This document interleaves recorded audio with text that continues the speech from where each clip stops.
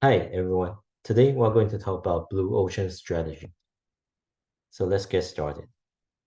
So last time we talked about how the traditional strategy management toolsets, such as SWOT analysis, is often considered one of the very good analytical toolset to understand the existing market space. Yet, there are many occasions where such traditional toolset may not be effective, especially when you want to launch a new product for new consumers. Right? That's when we talk about the difference between creation of opportunities.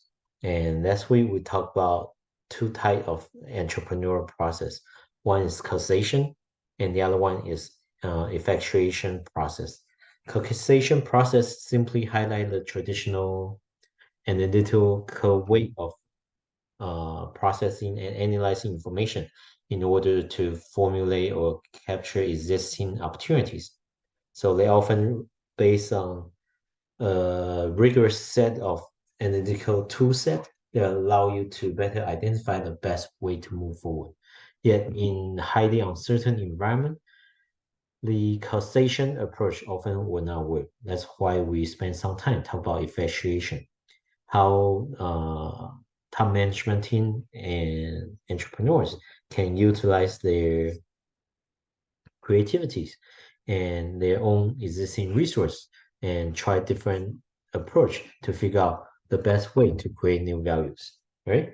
And we didn't spend much time going over the four different tool set of creativities, but I did include that in the previous week's slide. So make sure take a quick look at those four different tool sets. And today we're going to talk about blue ocean strategy. In last week's lecture, we briefly mentioned what blue ocean strategy is. And we use Starbucks as an example, illustrating how Starbucks, when it was being taken over by Howard Schultz, how he recognized that it is about creating new values for end users in order to create new market space. And in fact, that's often have occurred for many companies that venture into completely unknown space, right? As a result, such strategy is what we want to focus today.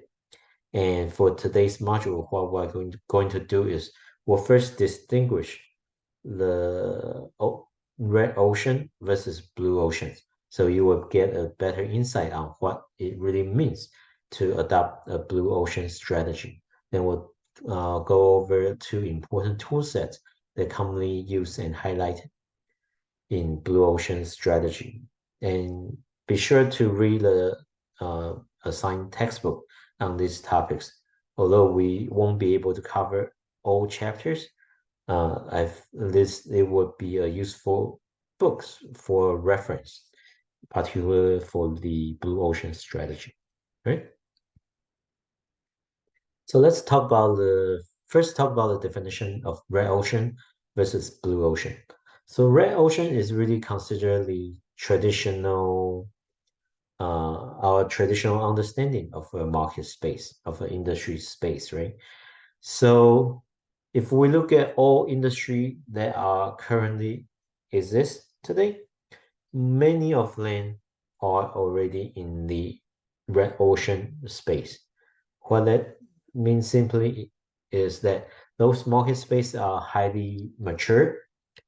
There's both consumers and competitors in that particular space know exactly what to expect.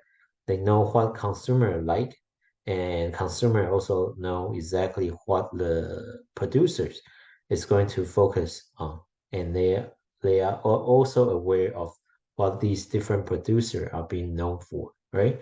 So in this type of market space, the boundary between competitors or across different industry are well known, right?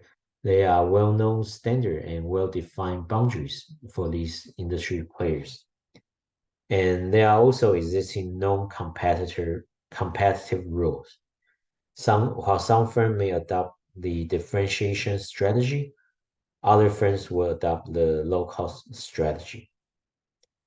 And the main logic here is really to outcompete uh, your competitors in order to maintain or even capture a greater share of the market space.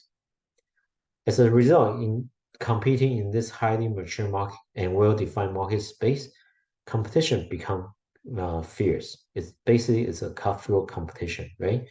And you won't be able to increase your market size unless you devote significant amount of resource into it. Whether you focus on creating differentiate your product from others, or generate low cost strategy, right? So let's really consider the red ocean.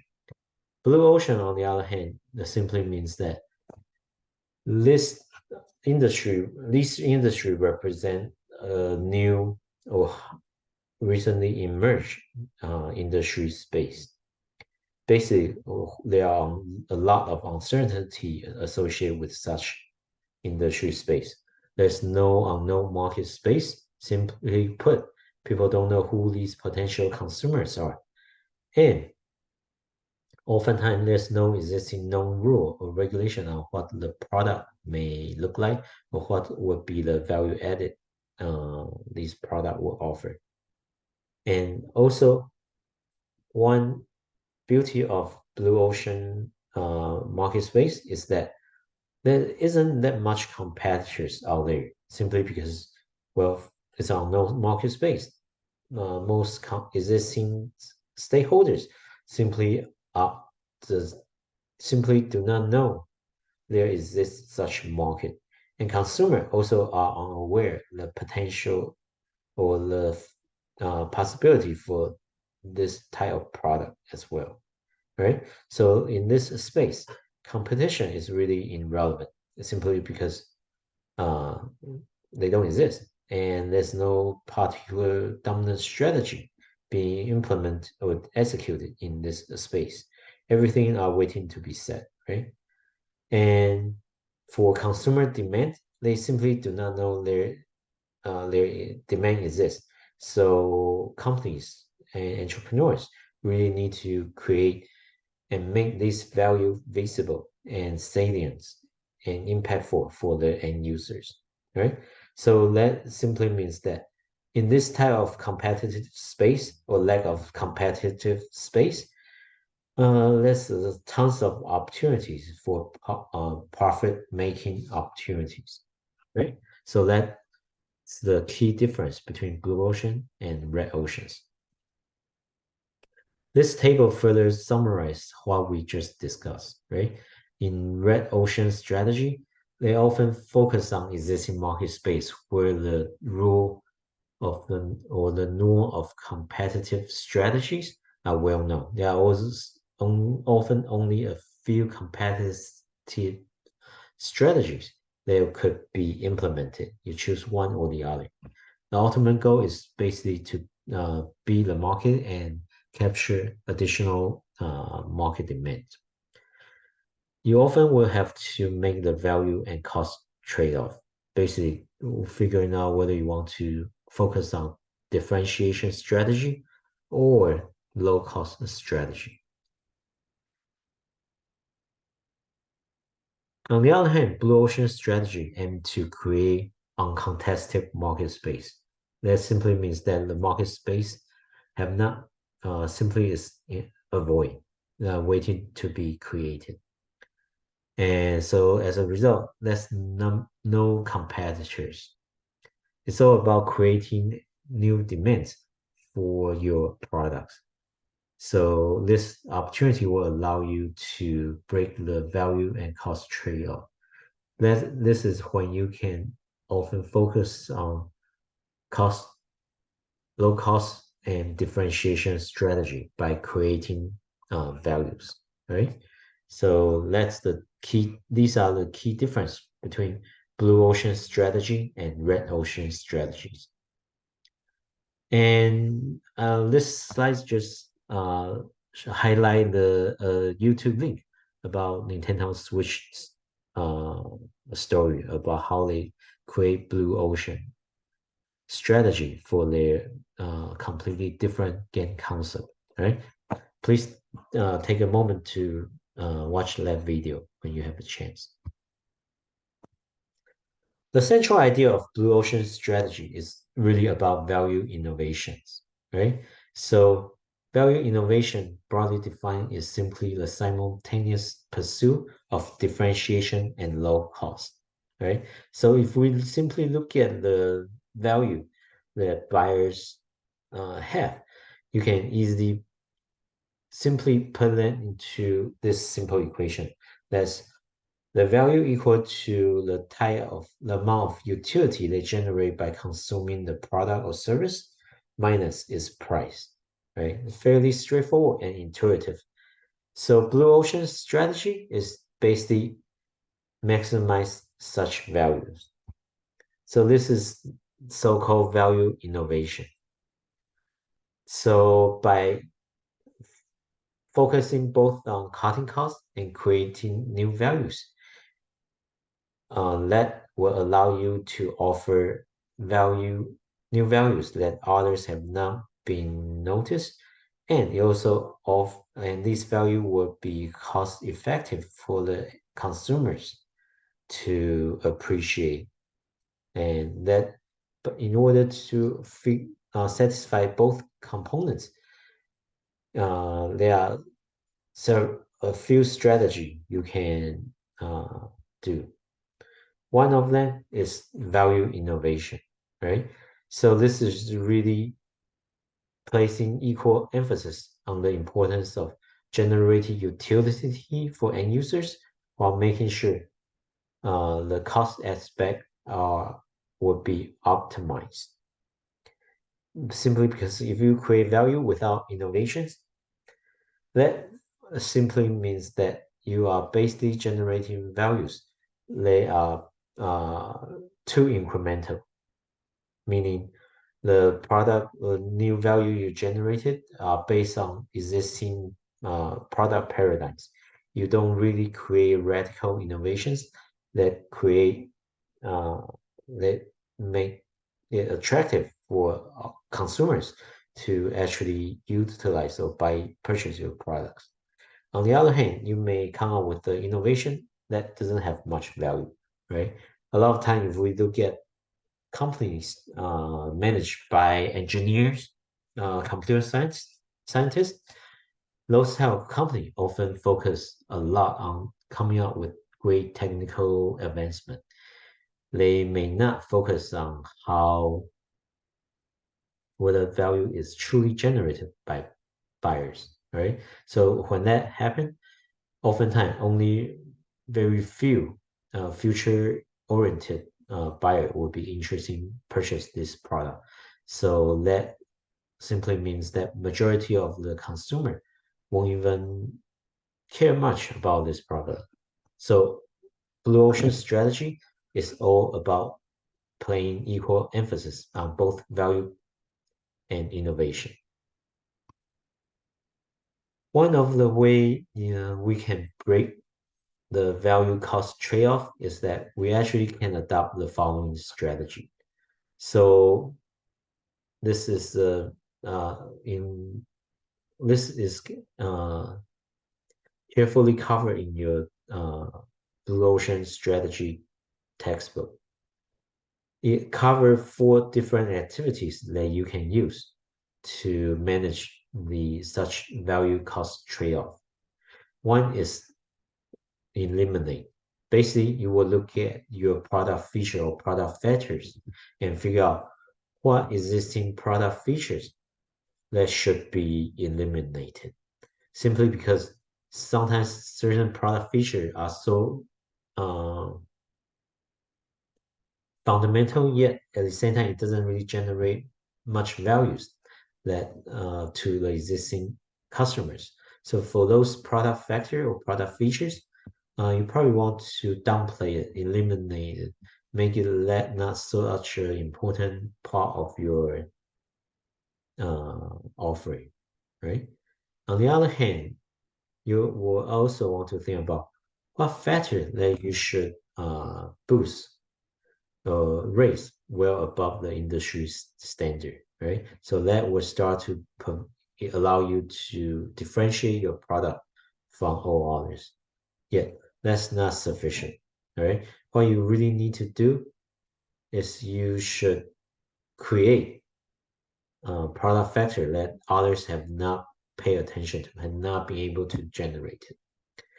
So this newly created values will really provide great values to the end users and enough so they would be willing to let go the traditional product or service and use and purchase your product, yeah, as an example.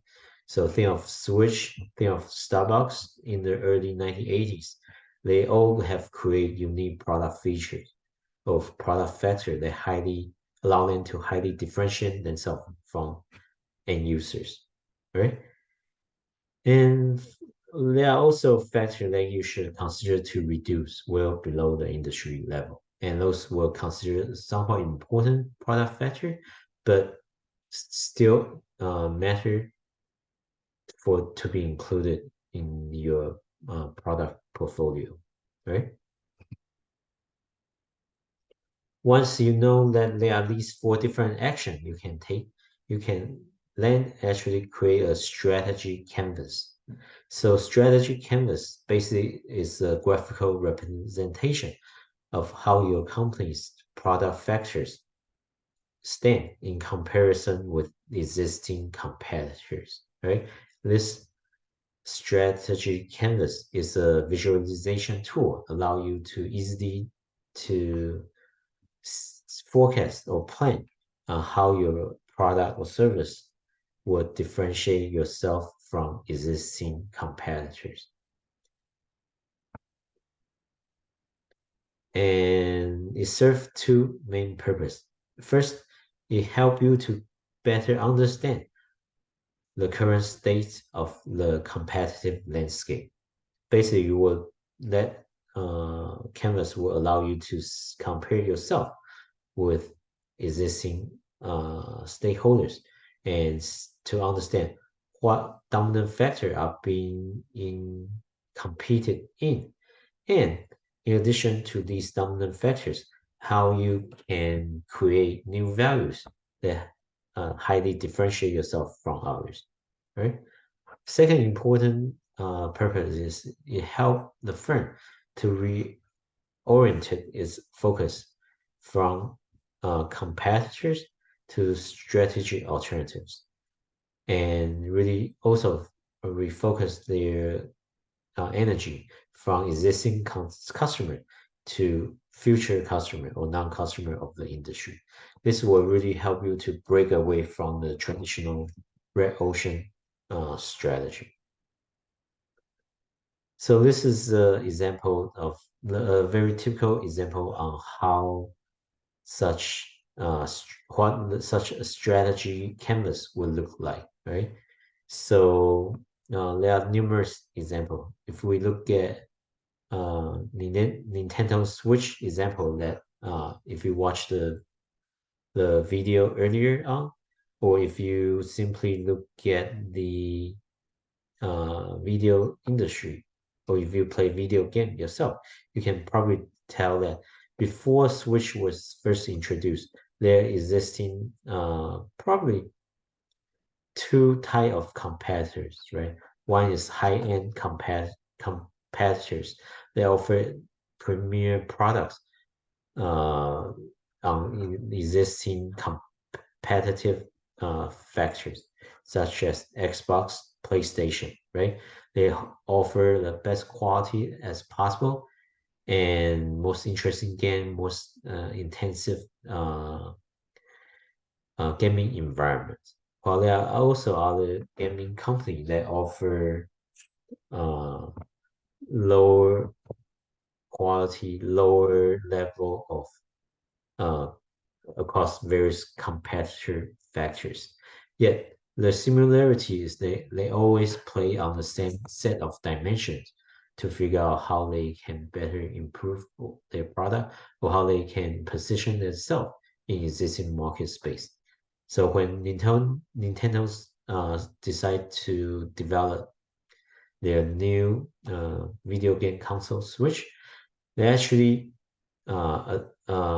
implicitly utilize the blue ocean strategy.